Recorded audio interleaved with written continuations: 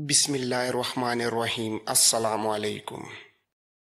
रसूल अकरम ने जो रास्ता ताइफ तक पहुंचने के लिए इख्तियार किया था वो वादियुल मलीह से गुजरता था और वादियुल करन में दाखिल हो जाता था। आप अपने लश्कर को वादियुल करन में से गुजरने की बजाय ताइफ के शुमाल मगरिब में 7 मील दूर निकल गए और नगब और सावीरा के इलाके में दाखिल हो गए।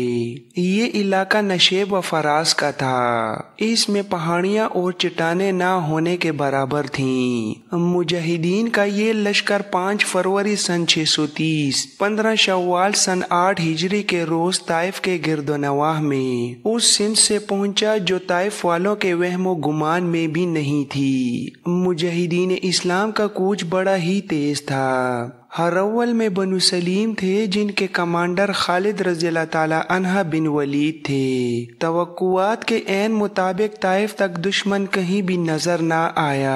उसकी वजह ये थी कि जैसा कि मुअर्रिखीन ने लिखा है, मालिक बिन औफ अब खुले मैदान में लड़ने का खतरा मोल नहीं ले सकता था। हुनैन के मार्के में ज्यादातर नुकसान बनु हवाजन का हुआ था। कबीले सकीफ लड़ा था लेकिन जो टक्कर बनु हवाजन ने ली थी वो बनु सकीफ को लेने का मौका नहीं मिला था। फिर भी सकीफ पसपा हो आए थे। रसूल करीम उस खतरे से बेखबर नहीं थे कि अहले सकीफ ताज़ा दम है और वो अपने शहर के दिफा में लंबे अरसे तक लड़ेंगे। मालूम नहीं ये किसकी गलती थी कि मुसलमान शहर की दीवार के खतरनाक हद तक करीब जा रुके। वहाँ वो पड़ाव करना चाहते थे कि अचानक अहले सकीफ दीवारों पर नमूदार हुए और उन्होंने मुसलमानों पर तीरों का मी बरसा दिया। बहुत से मुसलमान जख्मी और बहुत से शहीद हो गए। यूं मुसलमान पीछे हट आए। रसूल करीम ने अबू बकर सदीक रज़ियल्लाहु ताला अन्हा को मुहासरे का कमांडर मुकर्रर किया। हजरत अबू बकर सदीक ने बड़ी तेजी से शहर का मुहासरा मुकम्मल कर लिया। उन्होंने उन रास्तों पर ज्यादा नफरी के दस्ते रखे जिन रास्तों से दुश्मन का फरार मुमकिन था। शहर का दिफा बड़ा मजबूत था। कबीले सकीफ पूरी तरह तैयार था। मुसलमान तीरंदाजी के सिवा और कोई कार्रवाई नहीं कर सकते थे।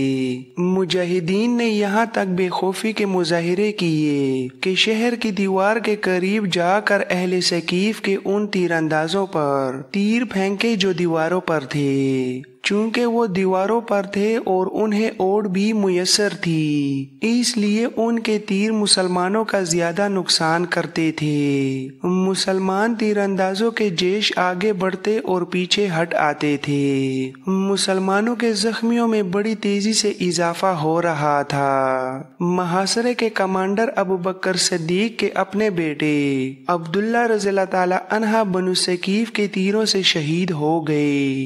5 दिन इसी तरह गुजर गए। तारीख इस्लाम की मशहूर और मारूफ शख्सियत सलमान फारसी रज़ियल्लाहु ताला अन्हा लश्कर के साथ थे। जंग खंदक में मदीना के दिफा के लिए जो खंदक खोदी गई थी वो सलमान फारसी रज़ियल्लाहु ताला अन्हा की जंगी दानिश का कमाल था। उससे पहले अरब खंदक के तरीके दिफा से नावाकिफ थे। अब सलमान फारसी ने देखा कि मुहासरा कामयाब नहीं हो रहा तो उन्होंने शहर पर पत्थर फेंकने के लिए एक मंजनीक तैयार करवाई, लेकिन ये कामयाब ना हो सकी। सलमान फारसी ने एक दबाबा तैयार करवाई। ये लकड़ी या चमड़े की बहुत बड़ी ढाल होती थी जिसे चंद आदमी पकड़कर आगे आगे चलते थे।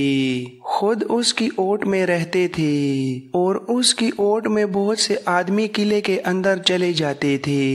सलमान फारसी ने जो दबाबा तैयार करवाई वो गाय की खाल की बनी हुई थी। एक जेश उस दबाबा की ओट में शहर के बड़े दरवाजे तक पहुंचा। ऊपर से आने वाले तीरों की तमाम बुछाड़ें दबाबा में लगती रहीं, लेकिन दबाबा जब अपनी ओट में जेश को लेकर दरवाजे के करीब पहुंची तो दुश्मन ने ऊपर से दहकते हुए अंगारे और लोहे के लाल सुर्ख टुकड़े दबाबा पर इतने फेंके कि खाल की दबाबा तीर रोकने के काबिल ना रही, क्योंकि ये कई जगहों से जल गई थी। دبابہ چونکہ عربوں کے لیے ایک نئی چیز تھی جو پہلے ہی استعمال میں بیکار ہو گئی تھی، اس لیے وہ اسے وہیں پھینک کر پیچھے دوڑے۔ اہل ثقیف نے ان کے اوپر تیر برسائے جس سے کئی ایک مجاہدین زخمی ہو گئے۔ 10 دن اور گزر گئے۔ محاصرے اور دفاع کی صورت یہی رہی کہ مسلمان تیر برساتے ہوئے آگے بڑھتے تھے اور تیر کھا کر پیچھے ہٹ آتے تھے۔ بنو ثقیف پر اس کا اثر یہ ہوا کہ ان پر مسلمانوں کی بے جگری اور بے خوفی کی دہشت طاری ہو گئی۔ یہی وجہ تھی کہ انہوں نے کسی طرف سے باہر آ کر مسلمانوں پر حملہ کرنے کی کوشش نہ کی۔ آخر ایک روز رسول اللہ نے اپنے سالاروں کو اکٹھا کیا اور بتایا کہ محاصرے کی کامیابی کی کوئی صورت نظر نہیں آتی۔ آپ صلی اللہ علیہ وآلہ وسلم نے سالاروں سے مشورہ طلب کیا کہ کیا کیا جائے۔ حضرت ابوبکر رضی اللہ تعالی عنہ اور حضرت عمر رضی اللہ تعالی عنہ نے کہا کہ محاصرہ اٹھا لیا جائے اور مکہ کو کوچ کا حکم دیا جائے۔ خود رسول کریم محاصرہ اٹھانے کے حق میں تھے، جس کی وجہ یہ تھی کہ مکہ کے انتظامات آپ کی توجہ کے محتاج تھے۔ مکہ چند ہی دن پہلے فتح کیا گیا تھا۔ خطرہ تھا کہ طائف کا محاصرہ طول پکڑ گیا تو مکہ میں دشمن کو سر اٹھانے کا موقع مل جائے گا۔ 23 فروری سن 630 4 ذی-القعدہ سن 8 ہجری کے روز محاصرہ اٹھا لیا گیا۔ محاصرہ اٹھانے کا اثر اہل ثقیف پر کچھ اور ہونا چاہیے تھا، لیکن ان پر اس قسم کا خوف طاری ہو گیا کہ مسلمان جو اب جا رہے ہیں معلوم نہیں کہ کس وقت لوٹ آئیں اور شہر پر یلغار کر کے شہر کی اینٹ سے اینٹ بجا دیں۔ خود مالک بن عوف کی سوچ میں انقلاب آ چکا تھا۔ کاہن کی جھوٹی پیشن گوئی اور معرکہ حنین میں مسلمانوں کی ضربکاری نے اسے اپنے عقیدوں پر نظر ثانی کے لیے مجبور کر دیا تھا۔ مسلمان 26 فروری کے روز جائرانہ کے مقام پر پہنچے، جہاں رسول کریم نے مال غنیمت اکٹھا کرنے کا حکم دیا تھا۔ اس مال غنیمت میں 6000 عورتیں اور بچے تھے اور ہزارہ اونٹ اور بھیڑ بکریاں بھی تھیں۔ فوجی ساز و سامان کا انبار تھا۔ رسول کریم نے دشمن کی عورتوں، بچوں اور جانوروں کو اپنے لشکر میں تقسیم کر دیا۔ مجاہدین کا لشکر جائرانہ سے ابھی چلا نہ تھا کہ قبیلہ حوازن کے چند ایک سردار رسول کریم کے حضور پہنچے اور یہ اعلان کیا کہ حوازن کے تمام تر قبیلے نے اسلام قبول کر لیا ہے، اور اس کے ساتھ ہی ان سرداروں نے رسول کریم سے درخواست کی کہ ان کا مال غنیمت انہیں واپس کر دیا جائے۔ رسول کریم نے ان سے پوچھا کہ انہیں مال غنیمت میں سے کون سی چیز سب سے زیادہ عزیز ہے، اہل و عیال یا اموال؟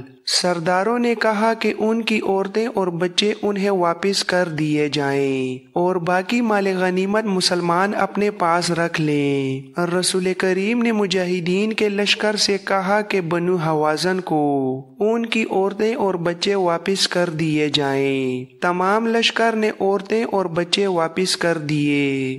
بنو حوازن کو توقع نہیں تھی کہ رسول کریم اس قدر فیاضی کا مظاہرہ کریں گے یا مجاہدین کا لشکر اپنے حصے میں آیا ہوا مال غنیمت واپس کر دیں گے۔ مسلمانوں کی اس فیاضی کا اثر یہ ہوا کہ قبیلہ حوازن نے اسلام کو دل و جان سے قبول کر لیا۔ حوازن کے سردار اپنے اہل و عیال کو اپنے ساتھ لے کر چلے گئے۔ مسلمانوں کی فیاضی کے اثرات طائف تک پہنچ گئے۔ مسلمان ابھی جائرانہ میں ہی تھے کہ ایک روز مالک بن عوف مسلمانوں کی خیمہ گاہ میں آیا اور رسول کریم کے حضور پہنچ کر اسلام قبول کر لیا، اور دیوتا لات کی خدائی ہمیشہ کے لیے ختم ہو گئی۔ مسلمان ایک عظیم جنگی طاقت بن گئے تھے، لیکن اسلام کا فروغ اس جنگی طاقت کی وجہ سے نہ تھا، بلکہ اسلام میں ایسی کشش تھی کہ جو کوئی بھی اللہ کا یہ پیغام سنتا وہ اسلام قبول کر لیتا تھا۔ मुसलमानों ने अपने जासूस दूर दूर तक फैला रखे थे। सन 630 में जासूसों ने मदीना आकर रसूल अकरम को इतला दी कि रूमी शाम में फौज का बहुत बड़ा इज्तिमा कर रहे हैं, जिससे जाहिर होता है कि वो मुसलमानों से टक्कर लेना चाह रहे हैं। उसके बाद ये इतला मिली कि रूमियों ने अपनी फौज के कुछ दस्ते उर्दन भेज दिए हैं। अक्टूबर सन 630 बड़ा ही गर्म महीना था। जुलसा देने वाली लो हर वक्त चलती रहती थी और दिन के वक्त धूप में जरा सी देर ठहरना भी महाल था। इस मौसम में रसूल करीम ने हुक्म दिया कि इससे पहले के रूमी हम पर यलगार करें, हम उनके कूच से पहले ही उनका रास्ता रोक लें। रसूल करीम के इस हुक्म पर मदीना के इस्लाम दुश्मन अनासिर हरकत में आ गए। उनमें वो मुसलमान भी शामिल थे जिन्होंने इस्लाम तो कबूल कर लिया था, लेकिन अंदर से वो काफिर थे। उन मुनाफिकीन ने दरपर्दा उन मुसलमानों को जो जंग की तैयारियों में मसरूफ हो गए थे वरगलाना और डराना शुरू कर दिया कि इस मौसम में उन्होंने कूच किया तो गर्मी की शिद्दत और पानी की किल्लत से वो रास्ते में ही मर जाएंगे। इन मुखालिफाना सरगर्मियों में यहूदी पेश थे। इसके बावजूद मुसलमानों की अक्सरियत ने रसूल अकरम के हुक्म पर लब्बैक कहा और रसूल खुदा ने तैयारियों में ज्यादा वक्त जाया ना किया। अक्टूबर के आखिर में जो फौज रसूल खुदा की क़यादत में कूच के लिए तैयार हुई उसकी तादाद 30,000 थी, जिसमें 10,000 सवार शामिल थे।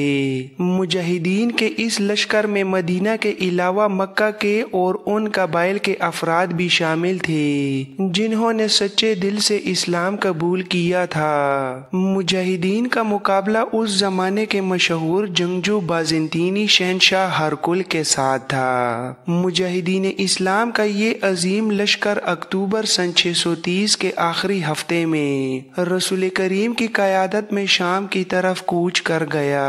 तमाज़ात आफताब का ये आलम जैसे जमीन शोले उगल रही हो। रेत इतनी गर्म के घोड़े और ऊंटों के पांव जलते थे। उस साल कहत की कैफियत भी पैदा हो गई थी, इसलिए मुजाहिदीन के पास खुराक की कमी थी। मुजाहिदीन उस जुलसा देने वाली गर्मी में पानी नहीं पीते थे कि मालूम नहीं आगे कितनी दूर जाकर पानी मिले। थोड़ी ही दूर जाकर मुजाहिदीन के होंठ खुश्क हो गए और उनके हलक में कांटे से चुभने लगे, लेकिन उनकी जबान पर अल्लाह का नाम था और वो ऐसे अज़म से सरशार थे जिसका अजर खुदा के सिवा और कोई नहीं दे सकता था। एक लगन थी, एक जज्बा था कि मुजाहिदीन जमीन और आसमान के उगले हुए शोलों का मुंह चढ़ाते चले जा रहे थे। तकरीबन 14 रोज बाद ये लश्कर शाम की सरहद के साथ तबूक के मकाम पर पहुंच गया। मुअर्रिखीन लिखते हैं कि अच्छे और खुशगवार मौसम में मदीना से तबूक का सफर 14 दिनों का था, जिसे उस वक्त के मुसाफिरों की जबान में 14 मंजिल कहा जाता था। बाज मुअर्रिखीन ने 14 मंजिल को 14 दिन कहा है। तबूक में एक जासूस ने इतला दी कि रूमियों के जो दस्ते उर्दन में आए थे वो इस वक्त दमश्क में हैं। रसूल करीम ने लश्कर को तबूक में खेमाजन होने का हुक्म दिया और तमाम सालारों को सलाह मशवरे के लिए तलब किया। सबको यही तवक्को थी कि तबूक से कूच का हुक्म मिलेगा और दमश्क में या दमश्क से कुछ इधर रूमियों के साथ फैसला कुन मारिका होगा। रसूल करीम ने अपने उसूल के मुताबिक सबसे मशवरे तलब किए। हर सालार ने ये जहन में रख के कि रूमियों से जंग होगी मशवरे दिए, लेकिन रसूल करीम ने ये कहकर सबको हैरत में डाल दिया कि तबूक से आगे कूच नहीं होगा। मुअर्रिखीन लिखते हैं कि रसूल खुदा के इस फैसले में कि आगे नहीं बढ़ा जाएगा बहुत बड़ी जंगी दानिश थी। आपने मदीना में ही कह दिया था कि रूमियों का रास्ता रोका जाएगा। आप मुस्तकर से इतनी दूर और इतनी शदीद गर्मी में लड़ना नहीं चाहते थे। इसकी बजाय आप हरकुल को इश्तियाल दिला रहे थे कि वो अपनी मुस्तकर से दूर तबूक में आकर लड़े।